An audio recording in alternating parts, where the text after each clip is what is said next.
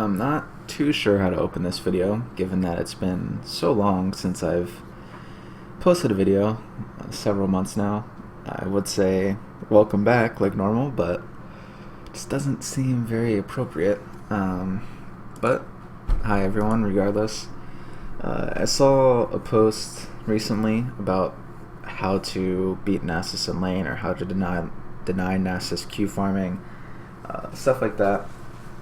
It's been a question that people ask a lot since the beginning of time, honestly, just how to stop Nasus from farming. And yeah, so I figured I would make a video on it since I just played this matchup recently. And yeah, so full disclosure before we get into it, this is probably the first Renekton game I had played since Season 3. So my mechanics on him are not the best, and while I guess conceptually I'm playing the matchup correctly, I execute it pretty poorly.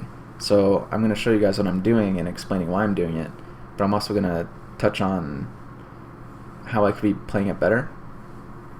So yeah, that's going to be kind of the style of this video.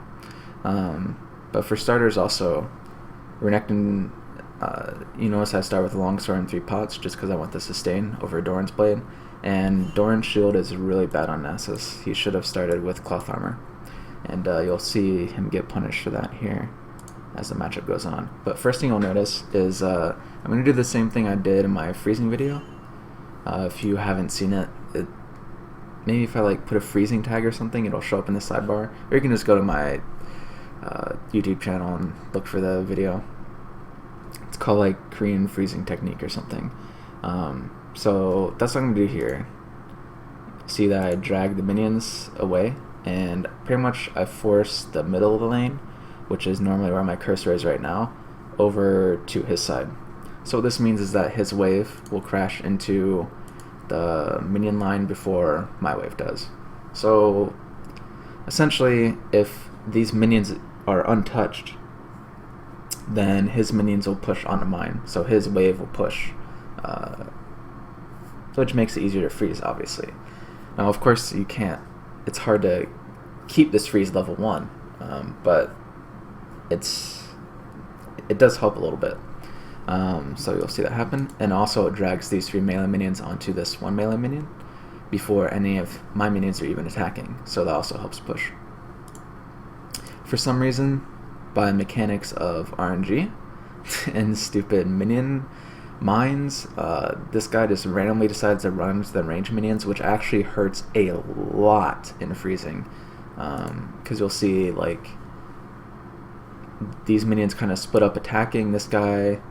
This melee minion is like getting destroyed over here, getting focus fired down, which is what his minion should be doing to my minions, but now it's like all fucked up because RNG minion aggro. And also allows him to just last hit this one for free without me being able to really do anything about it, which hurts a lot. And I also end up missing a minion because, again, my minions start focus firing his, which make no fucking sense. But yeah. And right here is a mistake by me, because not only do I put a Q on these, but I also force them to attack me instead of my own minions, so that breaks the freeze automatically. So like you'll see now that I'm like, okay, well fuck, like the freeze is already broken, I kind of just have to push this now. I'm still maintaining a little bit, but there's not much I can really do at this point. So I'm just going to try to break the freeze, push into his tower. Right there I could have scaled up my W and stunned him for extra damage, but I was slow, or not thinking about it, and I just got my E instead. So I'm just going to crash the wave into his tower, and from this point on I'm just going to try to harass him on the tower. I think I crashed into the tower one more time to break the freeze again, because like here I can't really do much because I'm too close to his tower, so I want to break or reset the lane. So I'm just going to shove into his tower again, and yeah, I put a ward. You notice I put a ward here while I'm crashing into his tower because I don't want to get ganked. So again, just crashing the tower and trying to get as much harass on him as possible. I think after this wave is where I reset the lane again. Yeah. So I make a little bit of a mistake by queuing this when I'm trying to harass him. So his wave is a little bit weaker than it normally would be. I'm just going to go ahead and do the same thing I did before. Just drag these minions into this brush, or just onto his side, and then they'll all crash in this one. See, now this time you'll see this is actually how it should end up, where, you know, one of my melee minions doesn't just run to his range creature for no reason. And you'll see that his wave starts pushing onto mine. Now again, I don't execute this perfectly. I last hit minions at too high health. Like this one, I'm lasting right now, whereas I should be waiting until it gets a little bit lower. Definitely way too high HP last at that, which causes my lane to push on his more. And this one I also last hit way too early. But you can see I'm still denying creeps, right? Like I've denied 2 melee creeps already, because he can't come up to contest, especially while I'm keeping my rage bar high. So we'll just continue this freeze. I mean, the freeze is already, well, the freeze isn't really broken yet.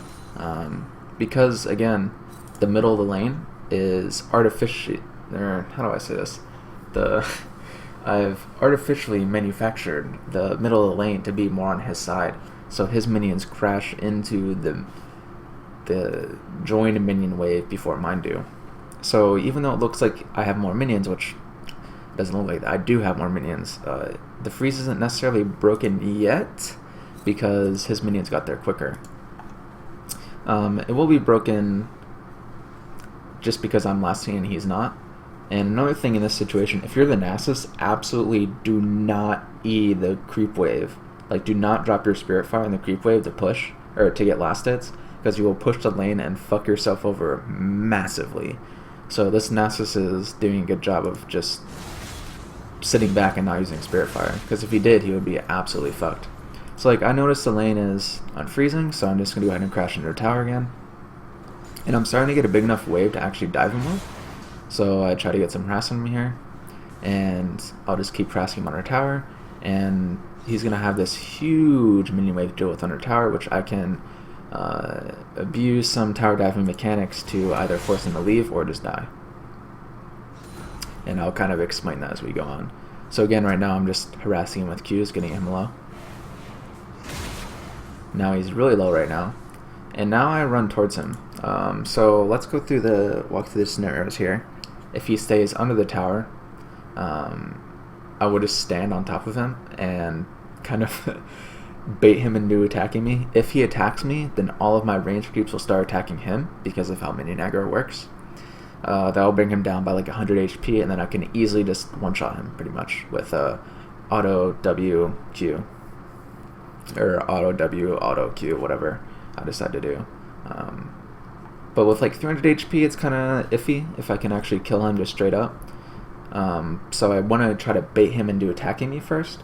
So yeah, that's just one of the things you can do. But in this case, he's smart and he just runs away.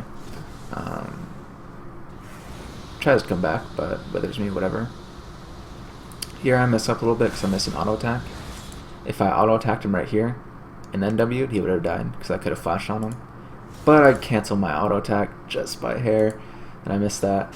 And right here he has like 58 HP, but he had Doran Shield, and 50 armor, so one auto attack wouldn't have killed him. So if I flashed and went for it, then he probably would have lived. At least that was my thought at the time. Maybe he would have died from that. I'm not sure. I'm not gonna like go ahead and do the calculations right now, but I think he would have lived. So I didn't want to risk it. No real point. And right here is where the replay is gonna like bug out. Hopefully it will allow me to go past this point. But if you look at the CS, I'm up 35 to 14. We both have our TPs up, but he's gonna miss all these minions that are on the way on the tower. And now, cross your fingers, I'm going to try to fast forward this.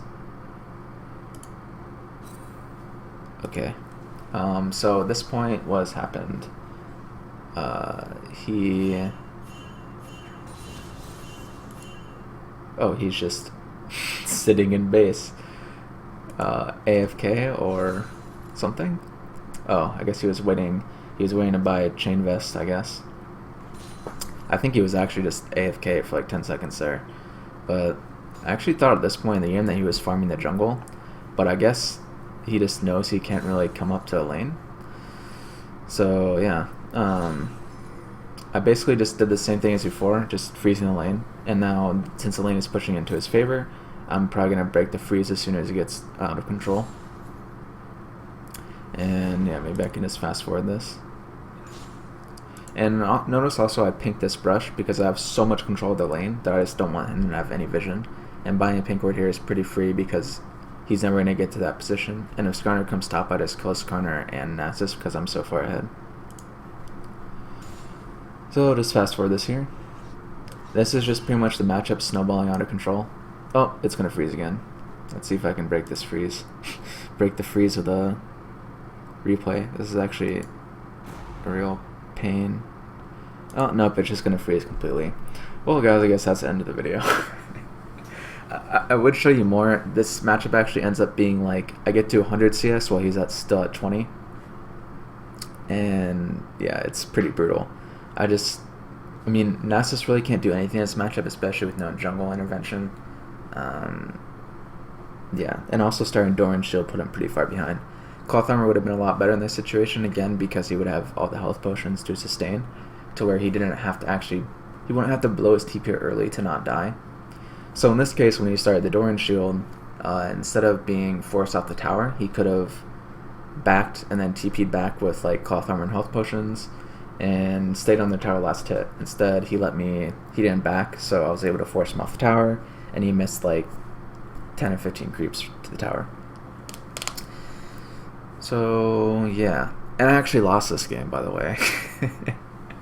Funny enough, I was like 6-1 at one point, up like 150 CS to his like 40 or something, and I still lost.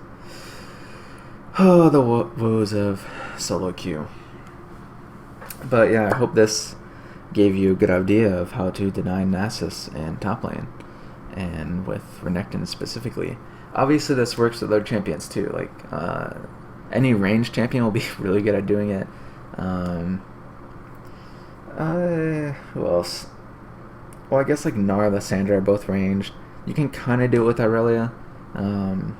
It's a bit harder since Nasus does pretty well against Irelia, just because of Wither.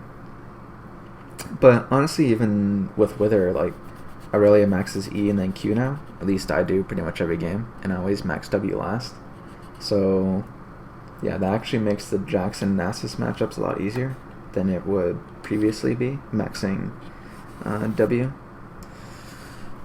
So yeah, I mean, this is just basic stuff, and again, I didn't exactly execute it to the best of my ability, or to the best of, you know what I'm saying. Could have been done better, but even not doing it as good as you can, I'm still up in an astronomical amount of CS on him. Definitely not something you would normally be able to come back from.